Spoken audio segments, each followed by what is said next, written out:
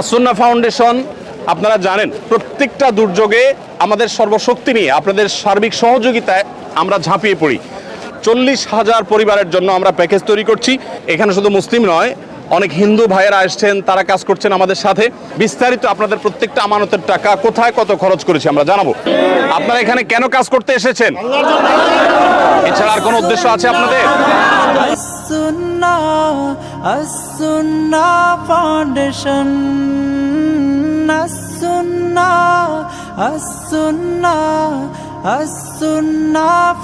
আসসালামু আলাইকুম ওয়া রাহমাতুল্লাহি ওয়া বারাকাতুহু। সুপ্রিয় দর্শক শ্রোতা ভাই বোন, দেশ কিংবা প্রবাস যে যেখান থেকে আমাদেরকে দেখছেন, আপনাদের সবাইকে আমরা জানিয়ে রাখতে চাই আসুন্নাহ ফাউন্ডেশন বরাবরের মতো যে কোনো দুর্যোগে, দুর্বিপাকে, যে কোনো বিপদে, যে কোনো সমস্যায় আমরা আমাদের সর্বশক্তি নিয়ে ঝাঁপিয়ে পড়ে থাকি। এবারও তার ব্যতিক্রম হয়নি। আমরা জানি যে ছাত্র জনতার বৈষম্য বিরোধী আন্দোলনে অগণিত মানুষ হতাহত হয়েছে। গত 4-5 দিন যাবৎ নাওয়া খাওয়া কোনো কিছুরই কোনো ঠিক ঠিকানা নেই। আমরা সকাল থেকে রাত পর্যন্ত একটার পর একটা হসপিটালে আমরা ঘুরে বেরিয়েছি এবং যারা হতাহত হয়েছে আন্দোলনে তাদেরকে আমরা আমাদের সহায়তা সাধ্য অনুযায়ী আপনাদের আমানত আমরা তাদের কাছে পৌঁছে দিয়েছি এবং সেই কাজটি এখনও চলমান আছে। আলহামদুলিল্লাহ, আমরা এই কাজটিকে যথাযথ সুন্দর রূপে এমনভাবে করছি যাতে কোনো মানুষ বঞ্চিত না হয়। যারা আহত হয়েছেন তাদেরকে চিকিৎসা, যারা পঙ্গুত্ব বরণ করেছেন বা মৃত্যুবরণ করেছেন, আল্লাহ চাহেন তো শহীদ হয়েছেন, তাদের জন্য তাদের পরিবারকে স্বাবলম্বী করবার উদ্যোগ আমরা গ্রহণ করেছি। ইতিমধ্যে 5 কোটি টাকা আমরা বিতরণ করবার পরিকল্পনা সমাপ্ত করেছি। তবে সব টাকা যে পৌঁছতে পেরেছি তা না, অনেকগুলো আমরা প্রসেসিংয়ে আছে, বাই সিরিয়াল পৌঁছাচ্ছি।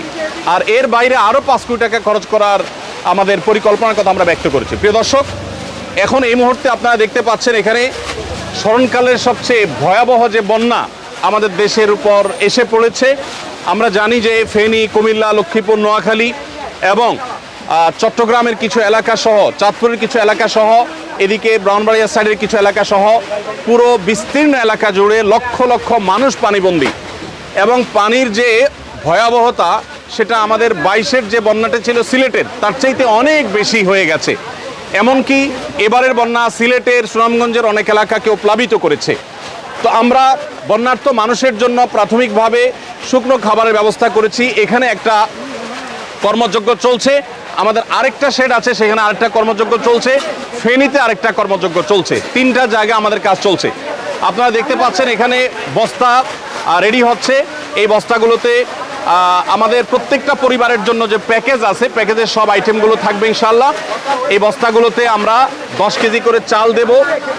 10 কেজি করে চাল এখানে যুক্ত হওয়ার পর এরপরে ঢুকবে হলো তেল, 2 লিটার করে তেল, এরপরে 2 কেজি করে মসুর ডাল, এরপরে 1 কেজি করে লবণ ঢোকার পর এই বস্তাগুলোর মুখ বন্ধ করে ফেলা হবে এবং এগুলো সব গাড়িতে লোড করা হচ্ছে।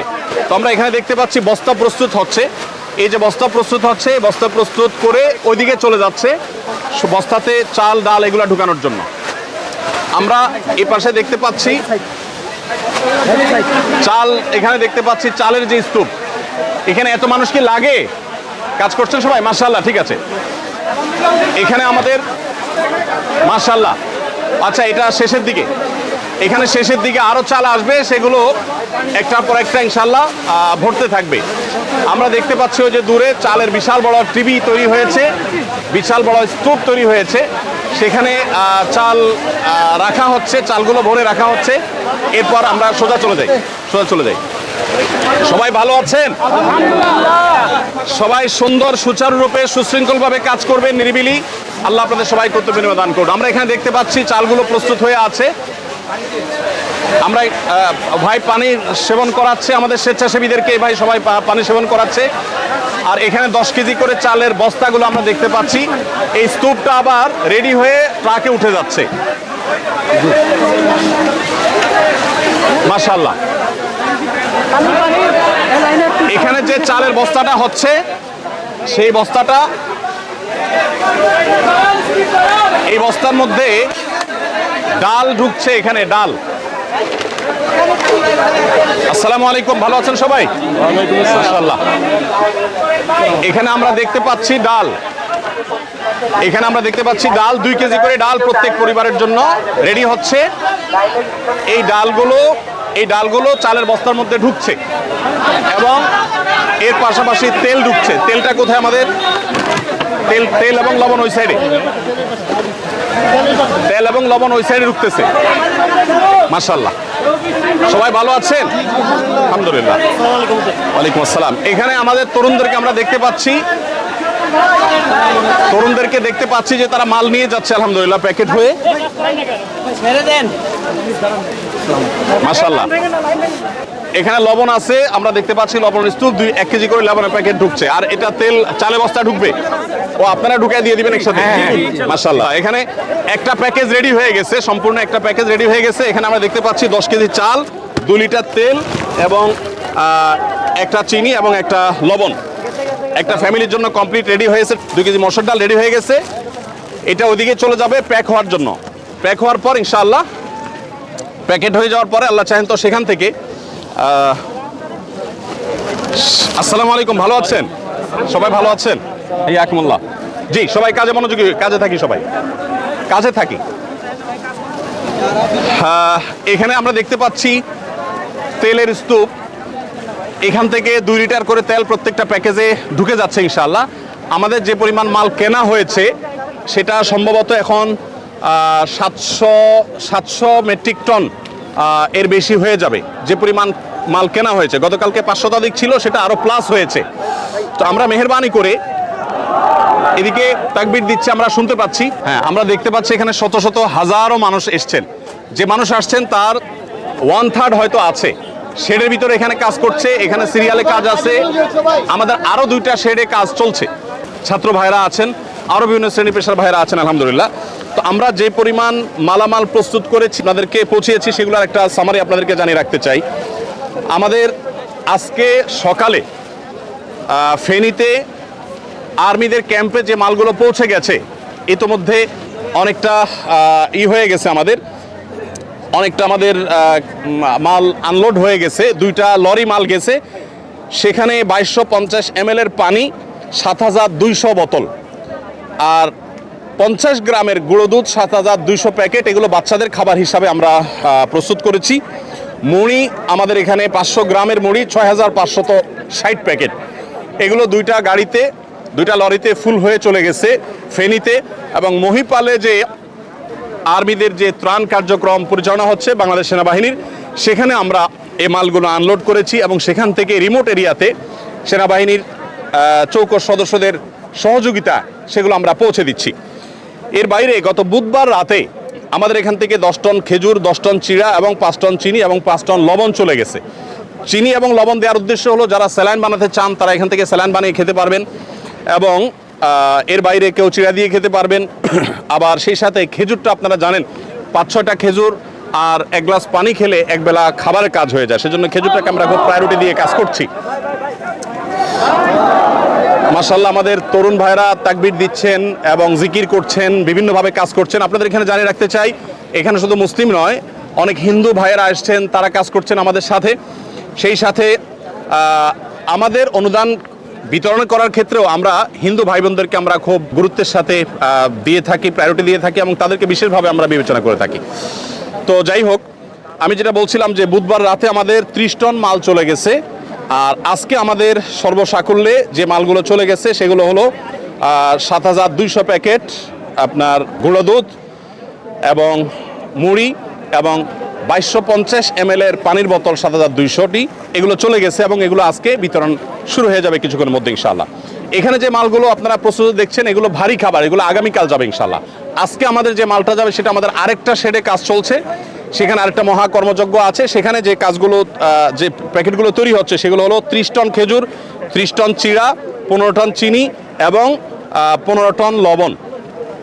এই জিনিসগুলো আমরা আজকে পাঠাবো ইনশাআল্লাহ। 15,000 পরিবারের জন্য এটা যথেষ্ট হবে।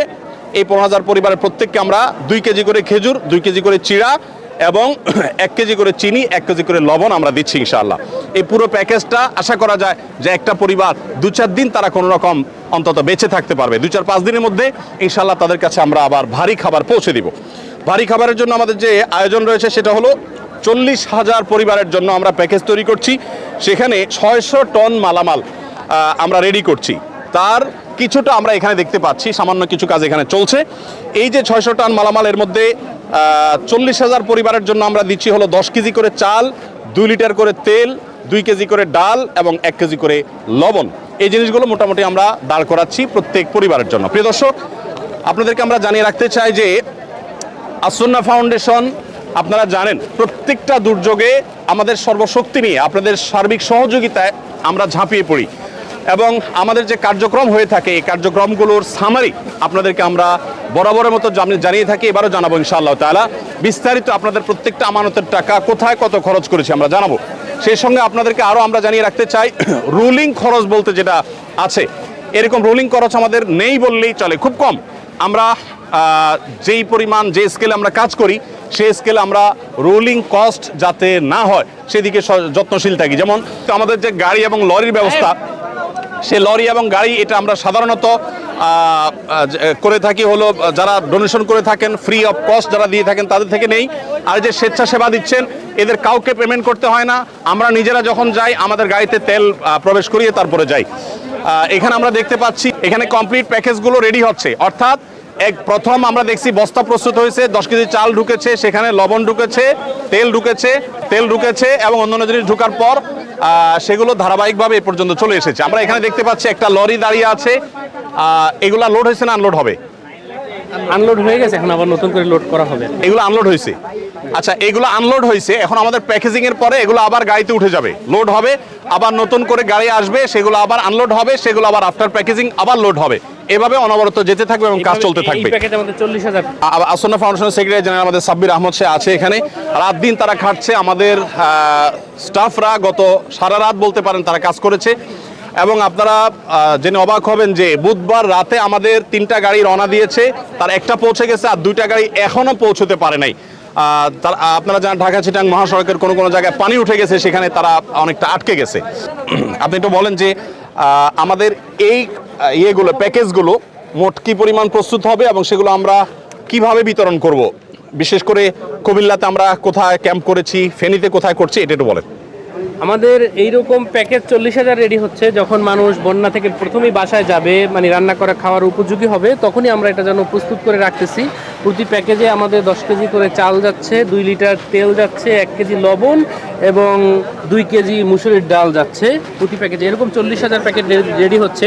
আজকে কালকে মধ্যে আমাদের এই প্যাকেজগুলো রেডি হবে এবং আমরা ইনশাআল্লাহ প্রত্যেকটা জেলার প্রত্যেকটা জেলার একটা কমান্ড সেন্টার করে ওইখানে আমরা আগেই পাঠাই দিব, যেন মানুষের প্রয়োজনের সাথে সাথে আমরা ওই জেলার কমান্ড সেন্টার থেকে ওই জেলার সব জায়গায় ডিস্ট্রিবিউশন করতে পারি। এর পাশাপাশি আজকে আমাদের যাবে শুকনা খাবার হিসেবে, আজকে 15,000 প্যাকেট ইনশাআল্লাহ চলে যাবে।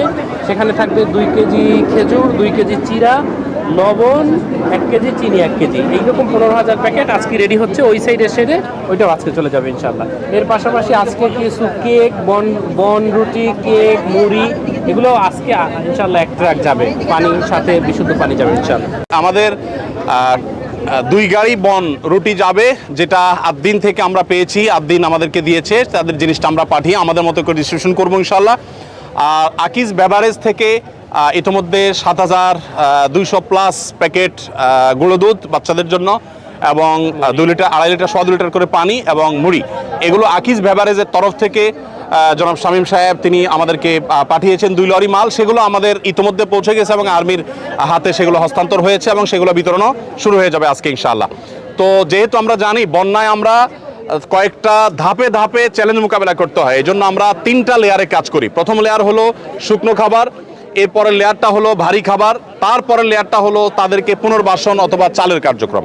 আমাদের চালের কার্যক্রম কি আছে, আমরা প্রথম তো চিড়া, চিনি এবং অনেকে গুড় দেওয়ার কথা বলেন, আসলে আমরা যে স্কেলে কাজ করি, ধরেন 50-60 হাজার প্যাকেজের জন্য যে পরিমাণ গুড়ের দরকার, এরকম এত গুড় বাজারে আসলে ইনস্ট্যান্ট রেডি পাওয়া এটা অলমোস্ট অসম্ভব, যার কারণে আমাদেরকে চিনি দিয়ে কাজ করতে হয়।